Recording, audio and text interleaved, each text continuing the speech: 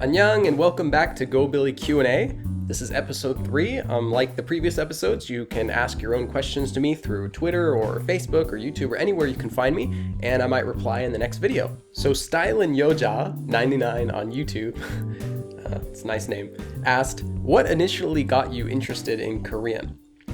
I really like languages actually, and Korean's not the only one that I've studied before. First, I did French for about 5 years in high school and college. Then one of my friends at the time when I was in high school actually told me he was studying Japanese, and he said, hey, you should study Japanese too because we can talk to each other and it'll be fun. So I thought, great. So I got a book from the library, I started studying it. I kept studying it for another 2 years.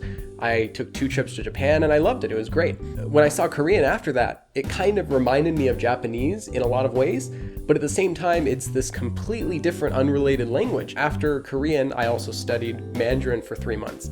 And then I studied Cantonese for a month and took a trip to Hong Kong. So I really just like languages, and Korean was no exception to that. Okay, so for our next question, we have Tasom on Reddit, who asked, what is the meaning of paro, and how do I use it properly in a sentence? Paro has a lot of different ways to use it. For example, it kind of has the meaning of right, or correct, or proper.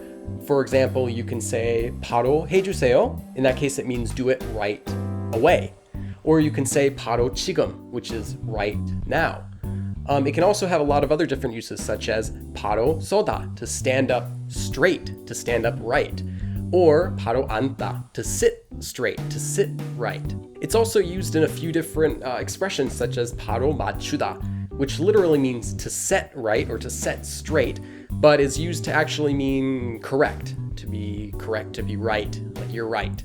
In addition, you might see paro being used with other things, such as 곧바로, which means instantly. Or you might see it being used with things like 똑바로, which means correctly. And also, 똑바로 can be used in a lot of similar uses as paro can, such as 똑바로 서다, to stand straight, or 똑바로 앉다, to sit straight.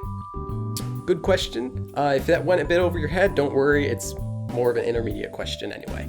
For our last question, we have my friend Aram, again, from user Aram Boba on YouTube. I'll put a link to her right here. And she asked, well, let's just take a look at her video.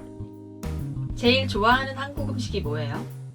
So before answering the question, I of course want to go over the Korean that Aram's using in her question. So first what she says is 제일 좋아하는, which is 제일, the adverb that means the best, and the verb 좋아하다, which means to like. So together, 제일 좋아하는 actually is used to mean favorite. After that, we have 한국, which means Korea, and 음식, food, so 한국 음식, Korean food, of course. And then finally, 뭐예요? What is it? So putting it together, 제일 좋아하는, here we have 좋아하다 turned into an adjective, so favorite, 제일 좋아하는 한국 음식이 뭐예요? What is your favorite Korean food, is what she's asking.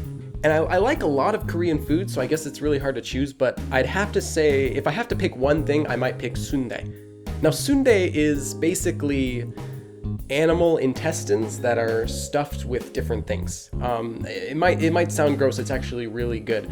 And among sundae, my favorite kind is one that's been stuffed with noodles and blood. So it's like a purple blood sausage, basically. But it's really good. If you have a chance in Korea, I definitely recommend trying it.